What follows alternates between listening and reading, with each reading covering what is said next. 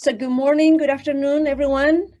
On behalf of the International Coalition of Sites of Conscience, the Global Initiative for Justice, Truth and Reconciliation, and the Asia and Pacific Sites of Conscience Network, welcome to Transformative Documentation, New Approaches to Community-Driven Documentation Initiatives, the third and final GLOB workshop in our 2020 virtual series, Countering Erasure, Addressing Absent Spaces, Amplifying Voices at the International Coalition of Sites of Conscience. My name is Silvia Fernandez, and I am the Global Networks Program Director at the International Coalition of Sites of Conscience. For those of you, coming next slide, please. For those of you joining us for the first time, the Coalition is the only global network of historic sites, museums, and memory initiatives that connects past struggles to today's movements for human rights and social justice. Founded in 1999, the Coalition is now constituted by over 300 members in 65 countries, from Ellis Island in New York City to former centers of detainment in Argentina, to sites that remember and learn from the transatlantic slave trade in West Africa. We support our members in a variety of ways, from technical support, networking, joint programs, and training workshops like this one that bring us together today. For more information, including how to join the Coalition, please visit our website at sitesofconscience.org. Coming next slide, please. Transformative documentation came about, as all programming at the Coalition, through our members, and especially our Asian and Pacific members who are hosting the meeting. As many of you know, the Coalition is organized in 7 geographical regions that, although increasingly engaging at the global level, they continue to share a mission and a commitment to address themes and challenges that affect them as a region by activating their respective memories and past. The theme of this year's meeting, and the reason why we gather here today, comes from the need of the Asian network to counter or debunk official grand narratives in the region, often too limited and one-dimensional, that do not represent the stories, experiences, and needs of communities at large.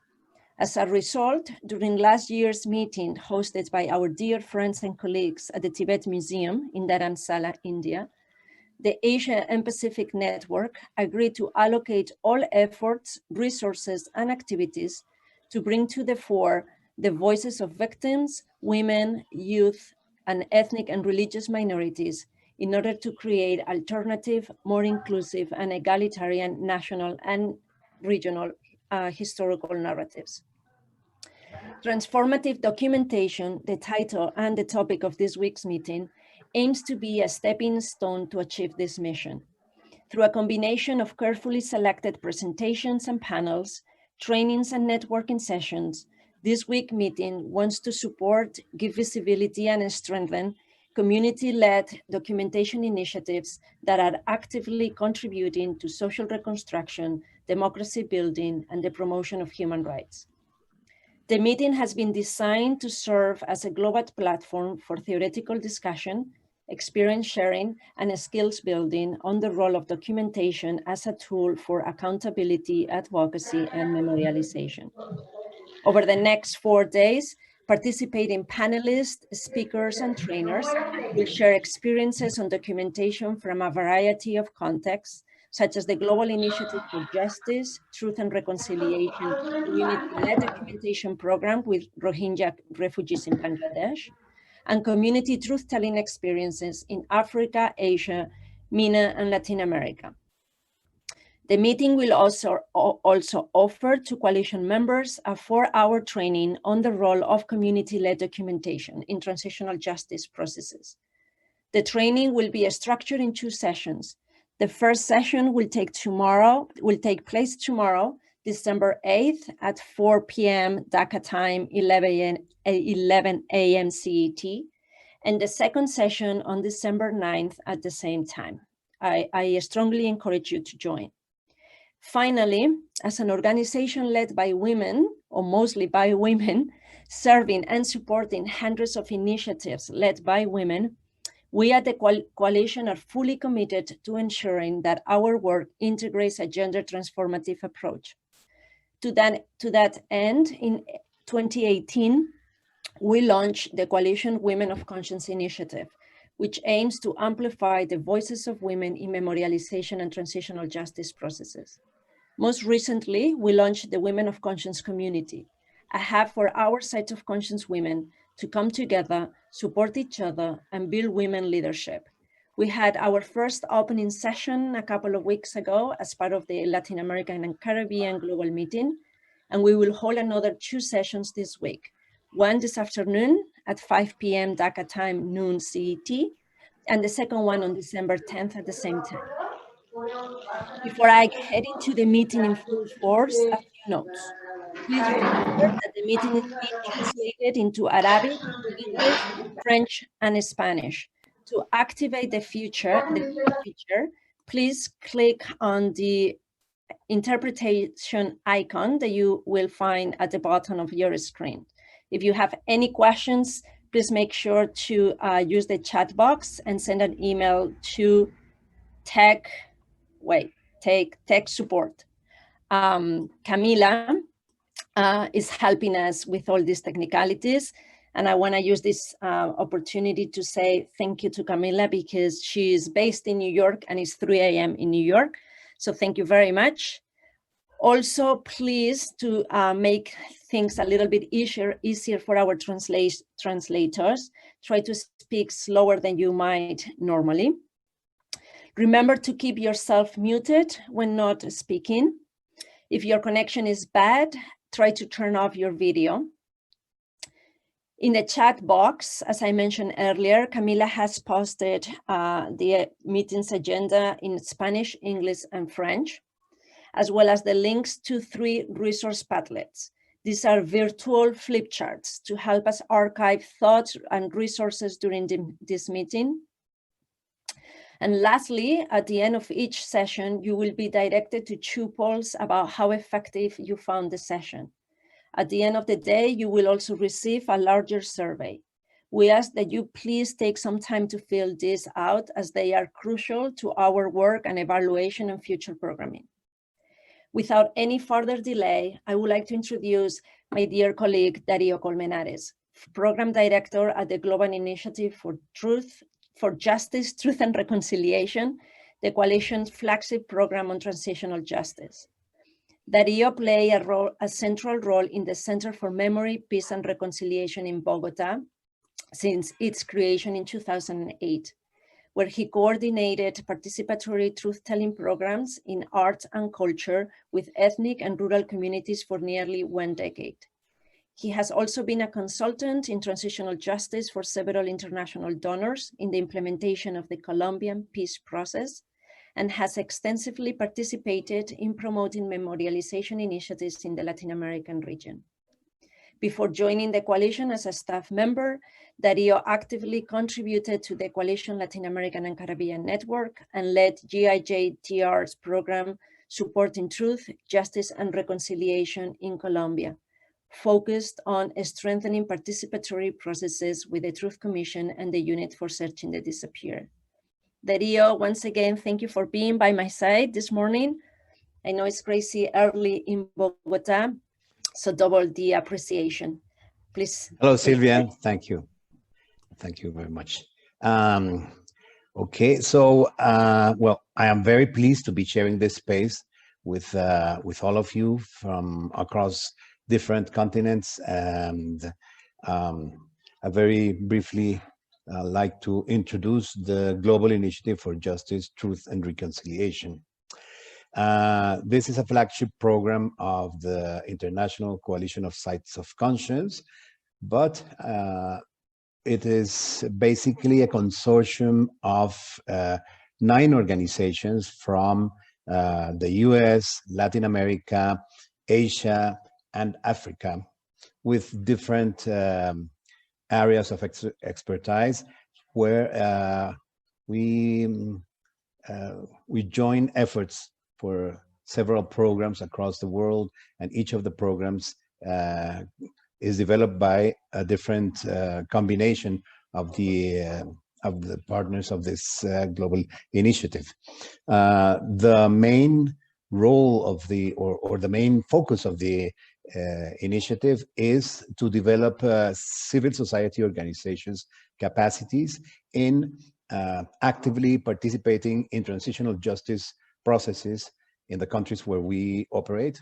And we do this by strengthening programs and building capacities in the areas of archiving, documentation, community truth-telling, and in general, participatory processes in transitional justice mechanisms.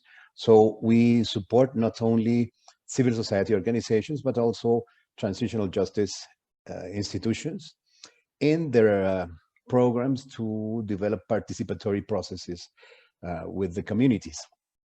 So as an overview of the programs, could we change the next?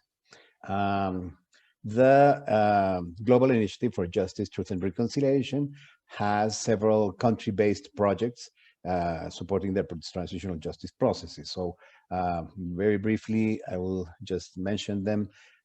Building local capacity for truth, justice, and reconciliation in Sri Lanka, supporting truth, justice, and reconciliation in Colombia, Bangladesh Rohingya documentation program, which we will see more in detail in the following days. And but basically, it is supporting the Rohingya community to develop their own documentation for accountability, advocacy, and memorialization. Truth, justice, and accountability in the Gambia, supporting the transitional justice process with the Truth Commission. Just very much the same as we work in Colombia with supporting the Truth Commission and the unit for searching for the disappeared. Then we have in South Sudan, Human Rights Documentation Initiative. In Sudan, a program called Amplifying Survivor Voices in the Transitional Justice Process. And finally, in the Gambia, Violence Prevention and Community Consultations. All these programs have several components. Some of them have trainings in specific areas such as forensic capacities for civil society organizations and victims organizations working in searching for the disappeared. Some of them in specifically archival techniques, and others in advocacy and the development of community programs. Next. So apart from the country programs, we have two regional trainings.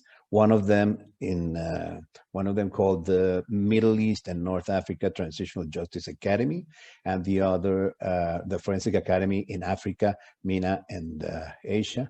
These two programs are not country-based programs, but they are more regional educational programs to build capacities of civil society in transitional justice in the different roles and activities where they can develop a stronger and more robust participation in the transitional justice processes, where we also support community activities in all these educational programs. The participants have received some support from the Global Initiative to develop community projects in strengthening their local capacities to participate in transitional justice processes. Next. Sorry. So apart from our country programs and our regional trainings, or our regional academies in transitional justice, we also have an area of research and systematization of experiences. And in that area, we have the programs we see in the screen, which are reintegration and transitional justice, best practices of non-judicial search mechanisms in Latin America and Asia, peace processes and transitional justice, centering youth voices in atrocity prevention.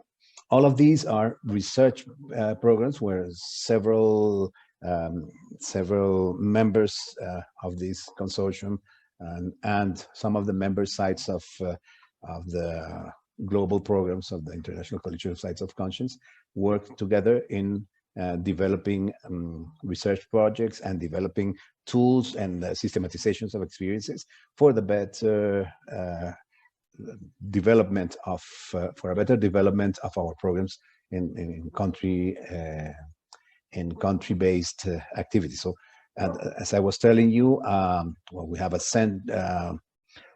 young voices in atrocity prevention program, faith-based actors and transitional justice.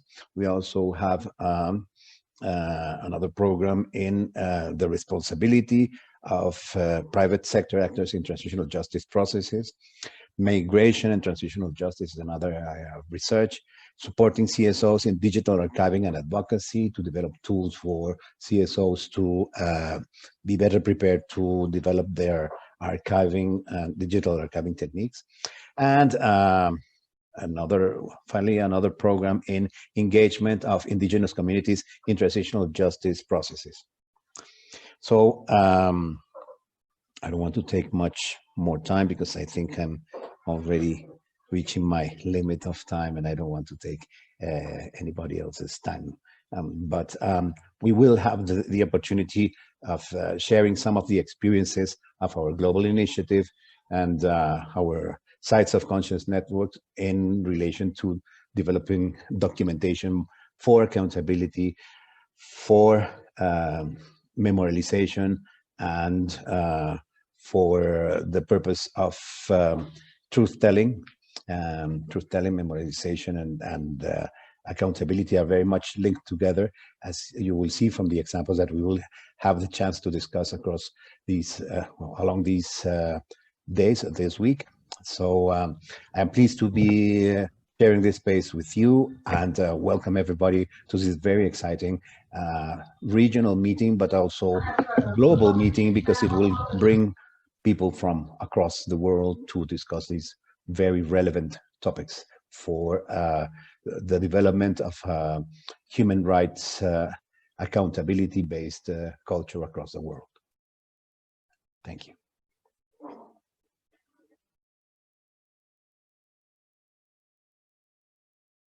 Sorry, I was muted. Thank you, Dario. And building on that, what some of you don't know is that today we were actually supposed to be in Dhaka, Bangladesh, at the Liberation War Museum. That was the original plan, to gather and hold our 2020 Asian-Pacific regional meeting there. For obvious reasons, we cannot be there today, but that doesn't stop us from trying to maintain and preserve the sentiment.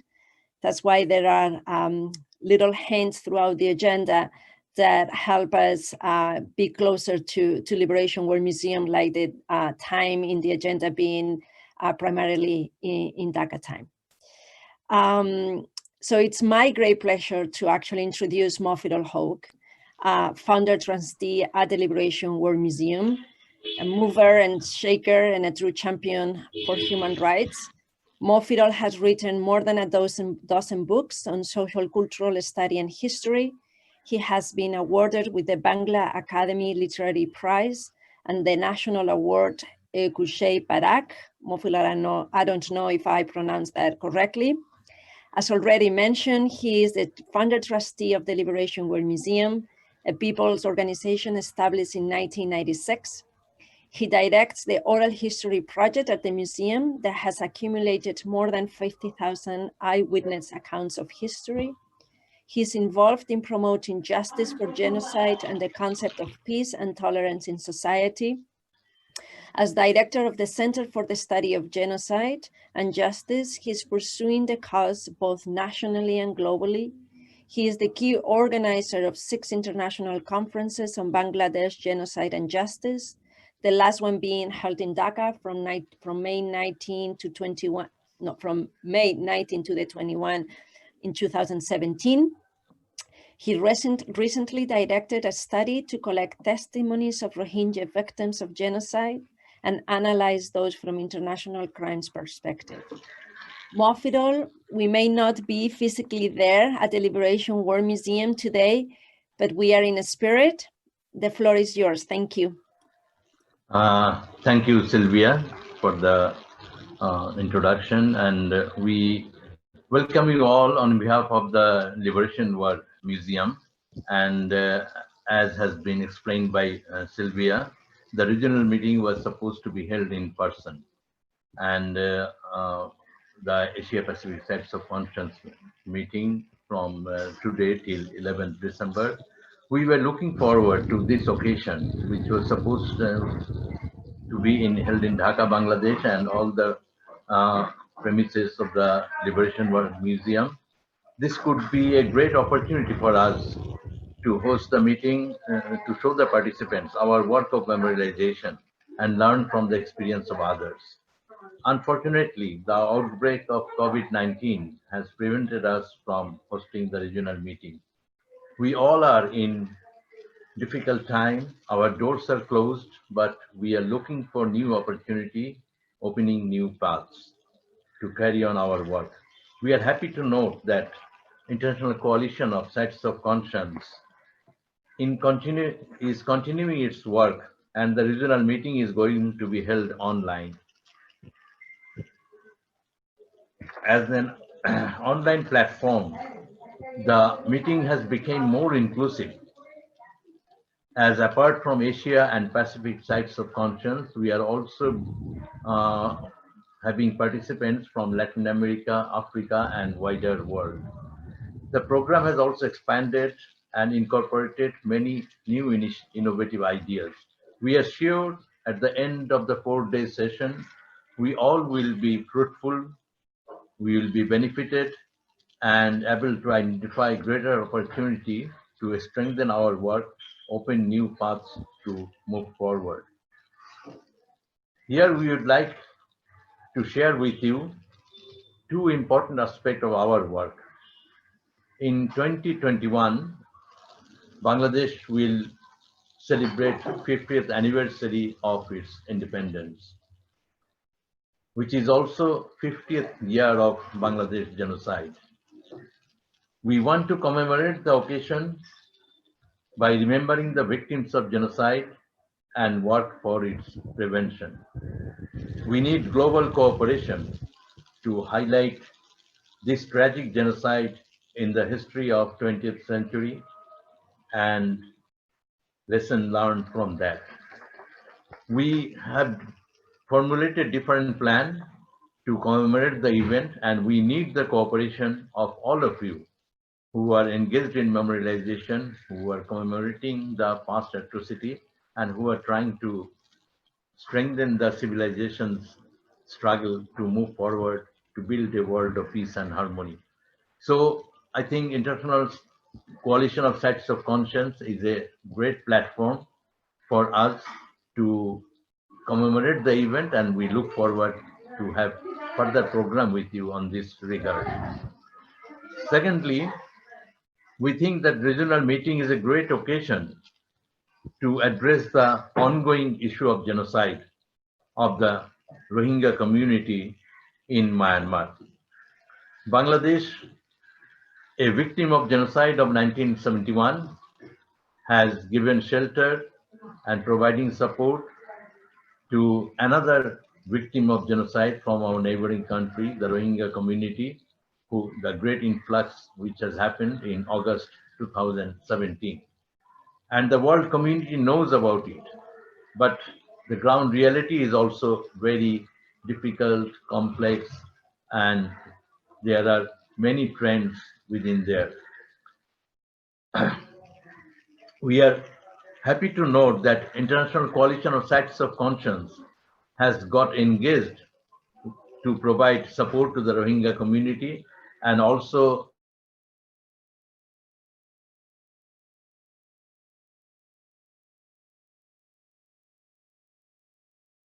We lost Mofidul.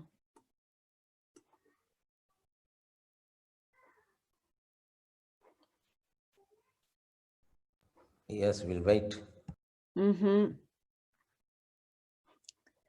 Amena, are you there? Because I know, are you at the Liberation War Museum right now?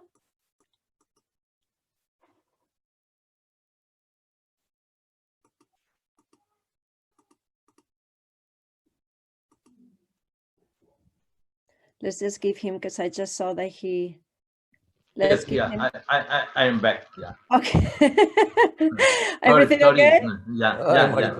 The Okay, connection good. was interrupted. I don't know why, but yeah. Anyway, Okay. thank you.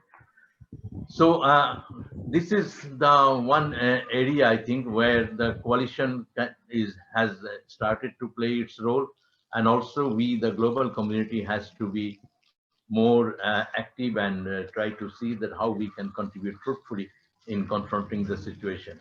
There are many positive development like the justice process, which has been initiated at the International Criminal Court and also International Court of Justice.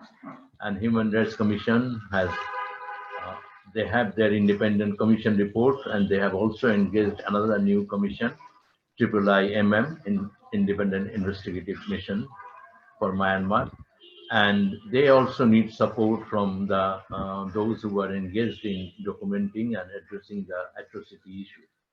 And in the agenda, you will find it that documentation came up as a very important aspect of all the discussion.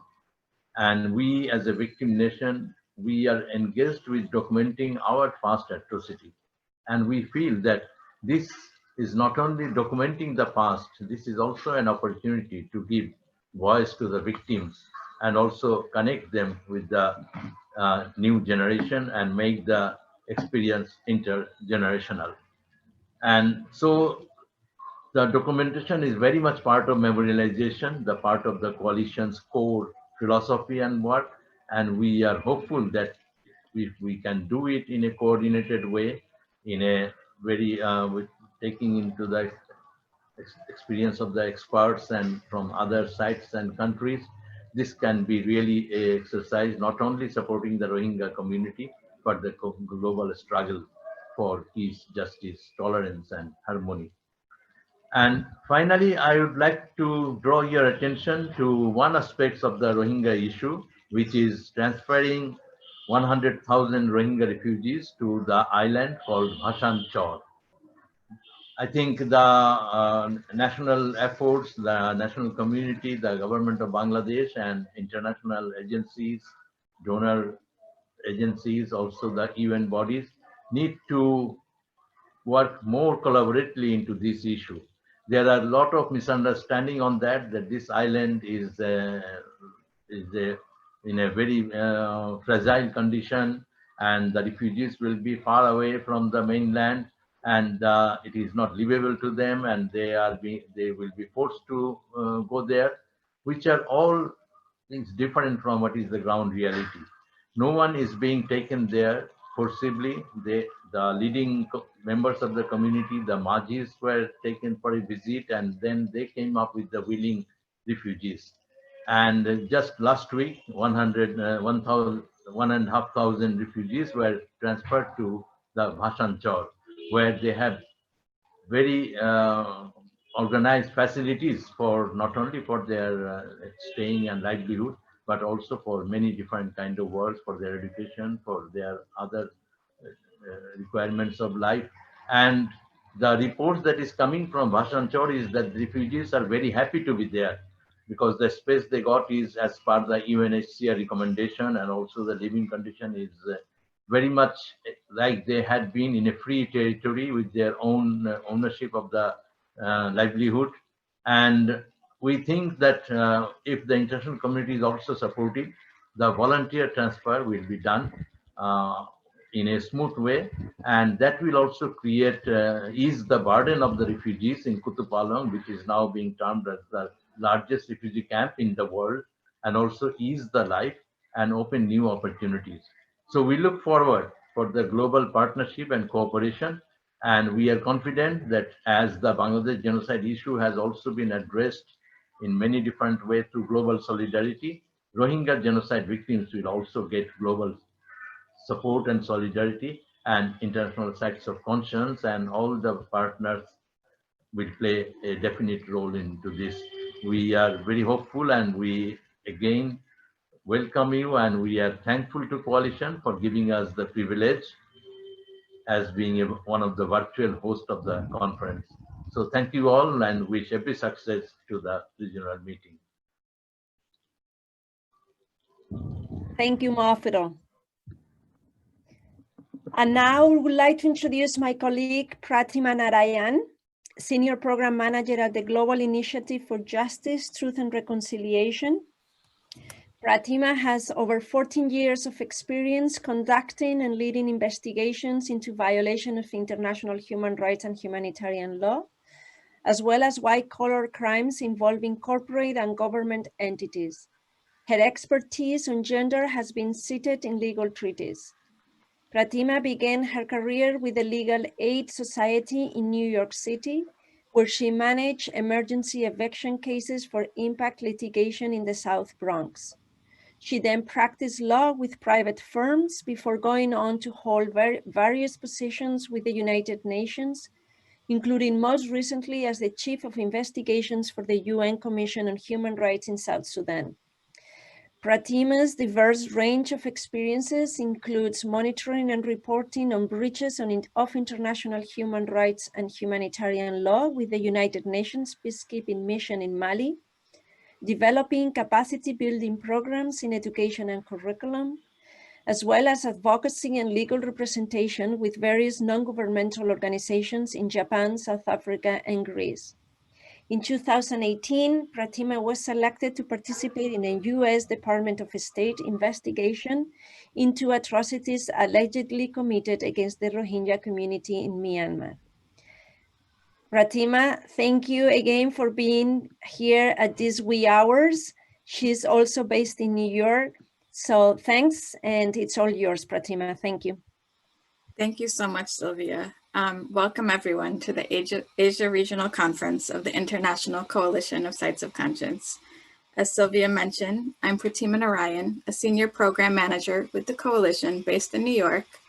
I work on the Bangladesh Rohingya documentation project, as well as the program in Sudan.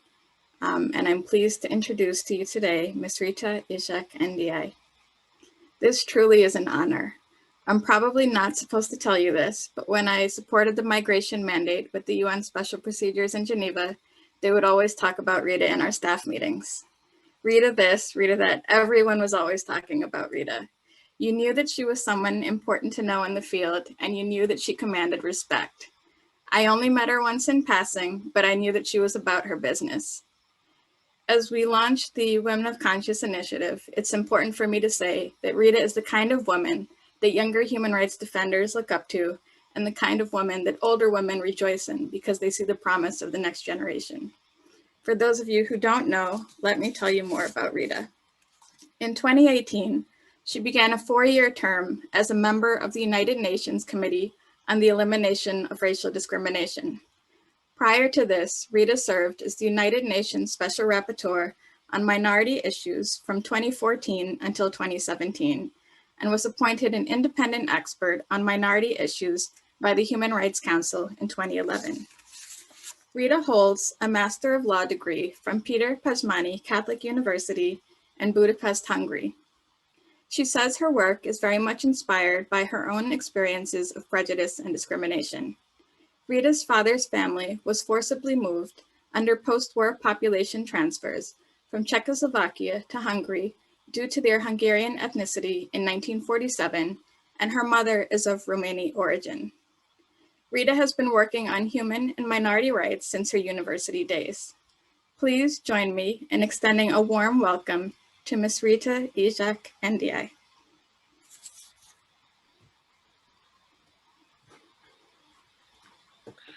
Hi, good morning, everyone. I think you can hear me. Can you see me? Yes, we can hear Oh, you can. I can't see myself. but you can see me. Oh, that's bizarre. Okay, Pratima, you just made me cry. It's 8:30. Was not ready for this. Thank you so much. I literally cried here. I'm trying to get myself together. It's so nice to hear this warm welcome, and I'm truly touched. So I thank you. I didn't know that I was that person that you just described. I thank you very much for being so kind and gracious with your words. And it's actually my honor to be here. I was reading about many of your activities. I also saw many familiar faces in the audience and also on the screen. Mofidul, it's nice to see you. I think it's been quite a few years that we met the last time. Same for me. It's a pleasure to meet you again. I miss seeing your face. Yeah. Yeah, 2020 dealt with us. It's really such a pity that, you know, I just read an article about the future of meetings, and Bill Gates was talking about it, and he said that it's very possible to shift to the online world entirely, and some companies are planning to do it, but he identified one major problem, and it was that he did not make any friends this year. And he said, because all these meetings happen online, you only see some faces, but you cannot connect, you cannot interact with others. And I was thinking about it, like how actually I miss making friends and meeting friends.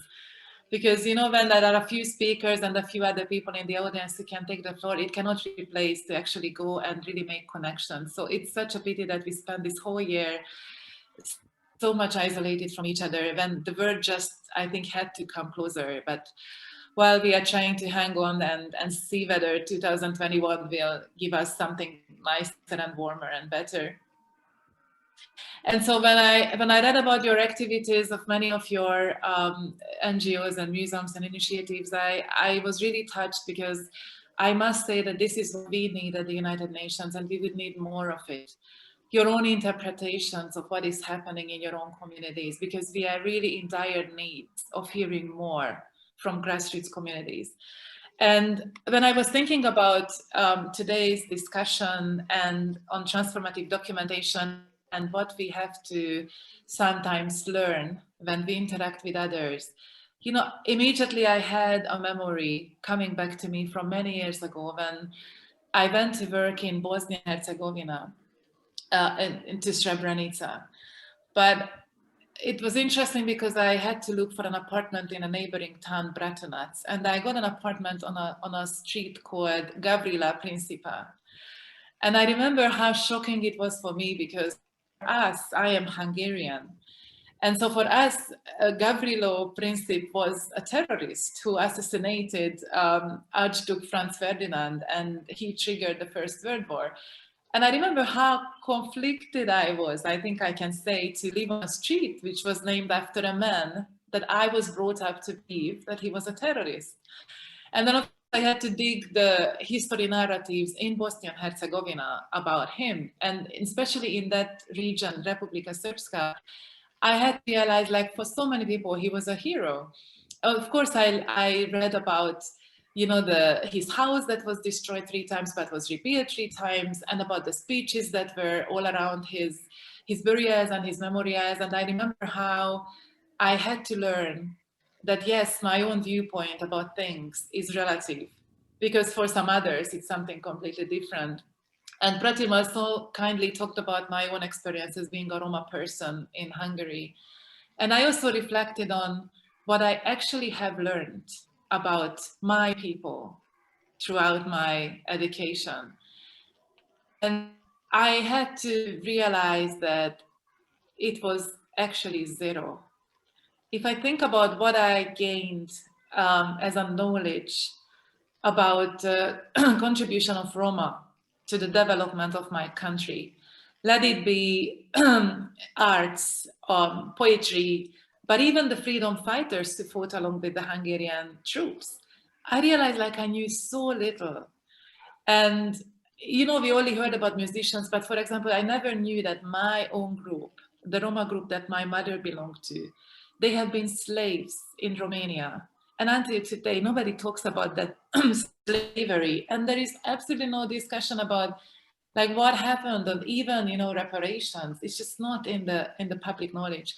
So all this made me think about a very famous speech of someone called Chimamanda Ngozi Adichie. I can't see your faces, which is a pity, but I would wonder who heard about her. She's a Nigerian writer.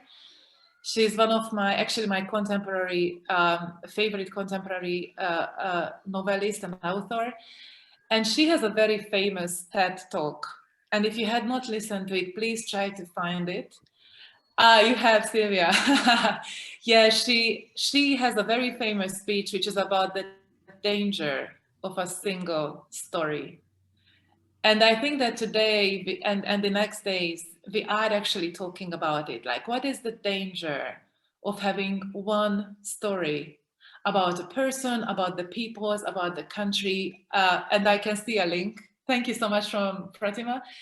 This is, for me, was a very eye-opening TED talk, because I always knew that there is a problem with stories, but I could not put it as clearly as Chimamanda did, because she breaks it down that yes, these stories that we hear, like Roma people, the story that we hear about the Roma or the Gypsies, that they steal or they play music or they are fortune tellers. Yes, that might be true. The problem is this is not the complexity of the truths. And that's not all the stories that can be told about the Roma. And so very early, I started questioning everything around me, like how many stories about this people and that people, and about this history and that. And I think this is what we should really try to focus on in the future, about gathering as many stories as possible to avoid the danger of just knowing one story of one people's or one group of people or one person or one country or one ethnicity or one religion, etc. And I also was reflecting about like how many times I am invited to conferences to talk about the prevention of atrocities, because we all know here that memorialization is about past, present, and future. So it's about, of course, collecting the memories and what happened, and then remembering and honoring the victims and recognizing them. But it's also about how we build that trust right now and how we build resilient communities. And then, of course, it's the future, which is really our ultimate goal, to secure a peaceful future for all of us.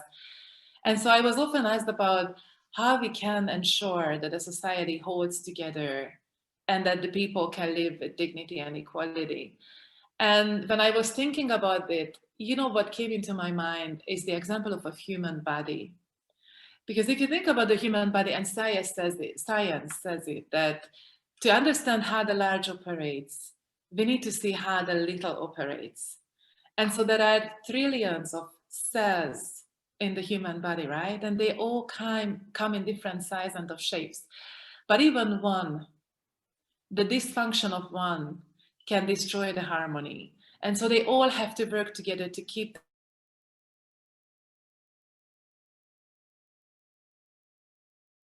large. Like, what if we imagine a society as the human body? Who are the cells, or what are the cells? And I would like to believe that these cells are the immediate relationships we have.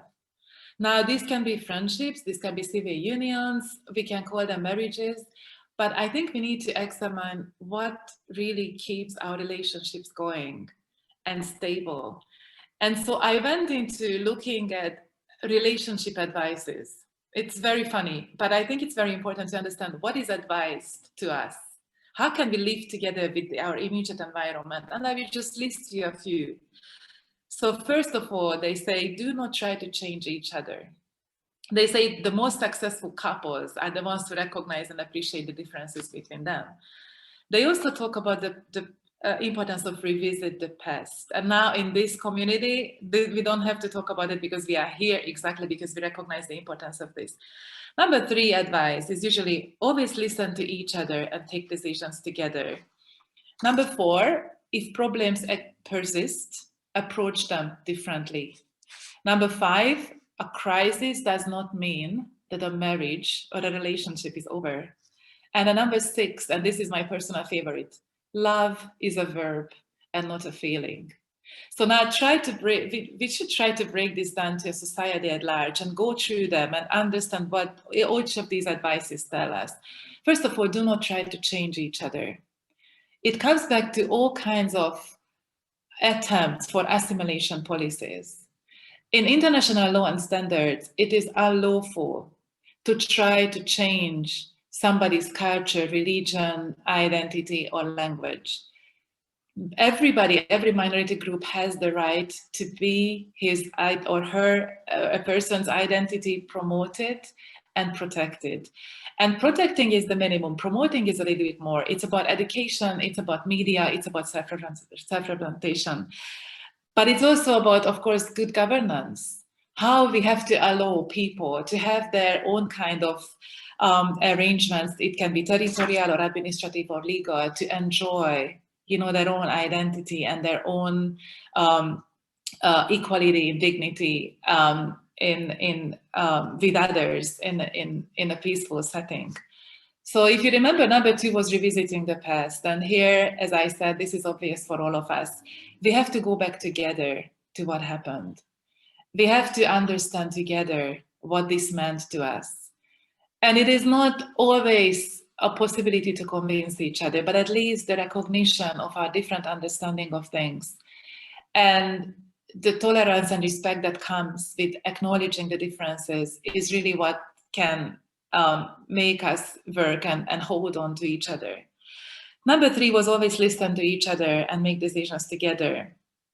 And it really is about coming back to democracy, which is a game of numbers. You know, in a democracy, of course, minorities might be not automatically represented in structures because they are minorities, they are smaller in number, and in many cases, they are more disadvantaged than the other communities in the society. So what we need is inclusion policies, sometimes by special measures, to get their voices heard. And I don't know whether we have Indians in the audience, but I always like to quote Arundhati Roy, who said, there are no such thing as the voiceless, because people are deliberately silenced or preferably unheard. And I always say this because I think it's so important for us to remember that people have a voice.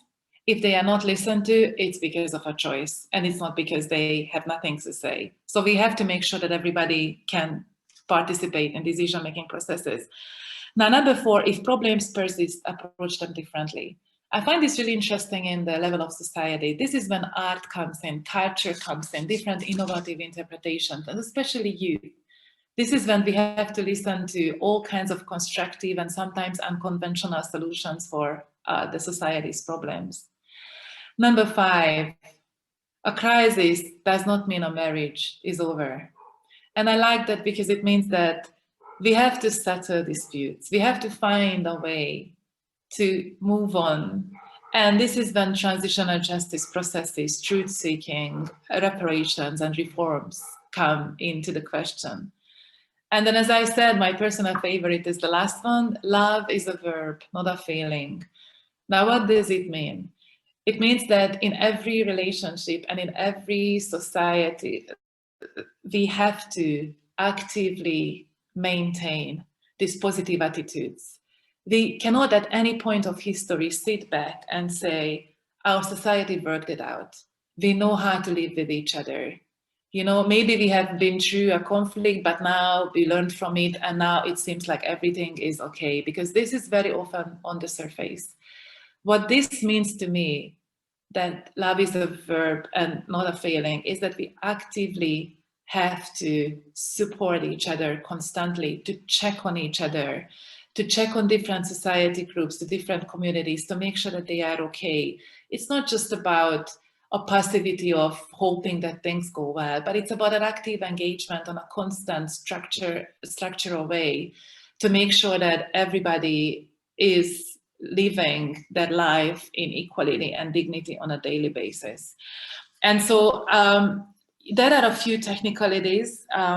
I think I will have to stop very soon.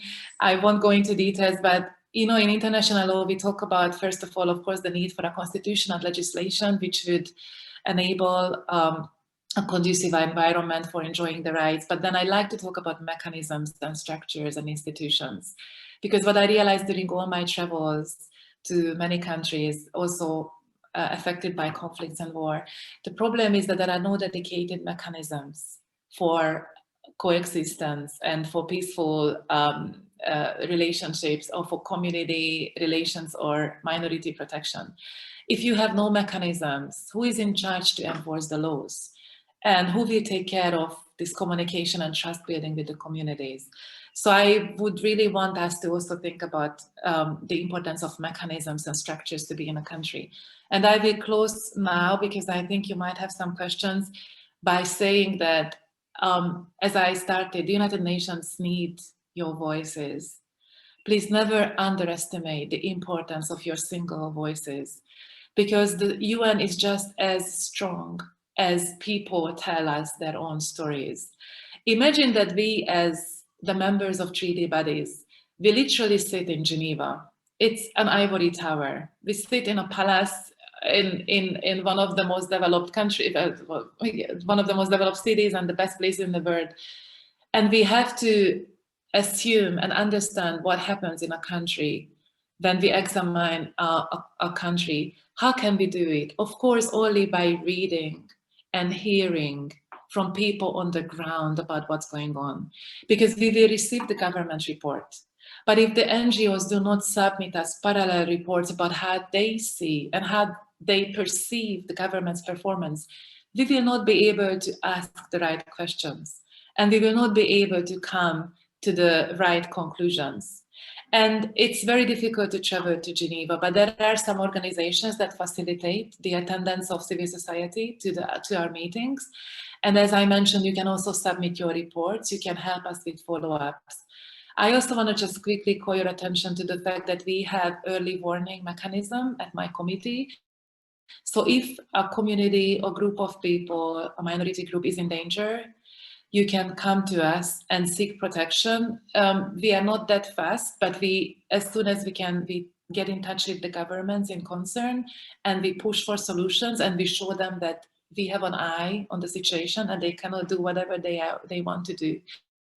And we also have individual complaint mechanisms. So if something happened to you as a person and you exhausted the remedies in your country and you're not happy with the results, you can come to us. And so we can be very useful. So please don't see the United Nations as, people who are sitting in fire and only, listen to the leading NGOs. We actually are in need of listening to every single person, and the closer to the ground, the better for us. And I am always so sad when we have a country that we review, and I know that there are issues in those countries, but nobody comes to tell us. And of course, we can Google, we can look into the internet, but it's not the same. So please, if you have a chance, see and seek advices how you can contribute to our work. I'm also here, and I'm happy to respond to questions, and you can also find me later. And I would be really happy if many of you considered how to work with the United Nations in the future, because as the title said, transformative documentation. And for me, transformative documentation also means that you transform your future. And I would like to believe that the United Nations has a big potential to play a role in transforming the future. So please work with us and think about us and trust us. So thank you. I'm sorry, Pratima, I think I was a bit long, and now I pass the floor to all the questions. Thank you. Thank you. Does anyone have any questions that they would like to ask Rita? Or any comments on anything that she said?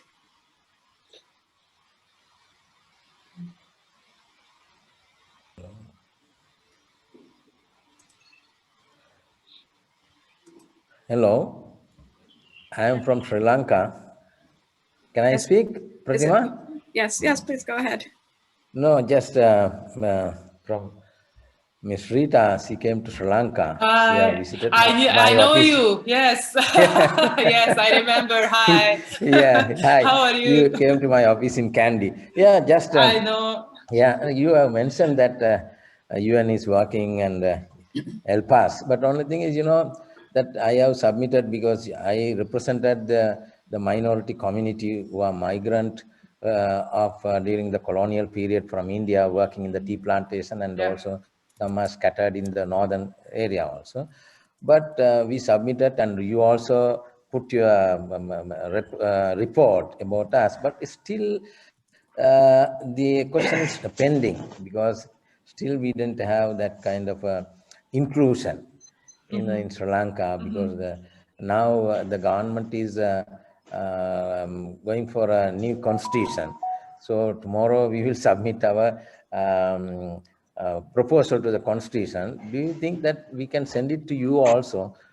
That recommendation which we are trying to submit to the constitution proposal committee?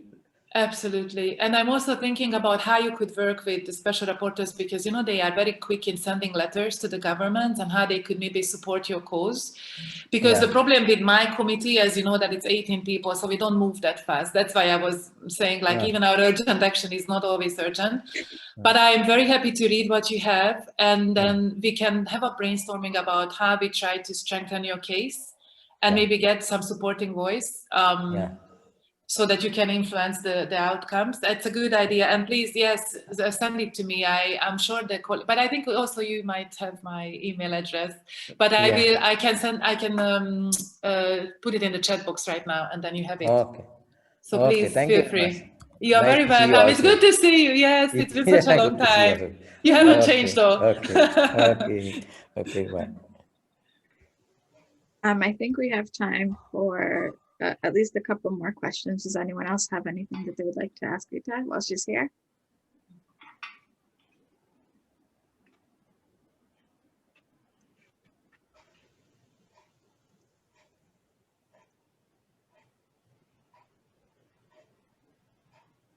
Okay. Well, thank you very much. And thank you, Rita, so much for joining us. Thank you. Thank you. Thank you.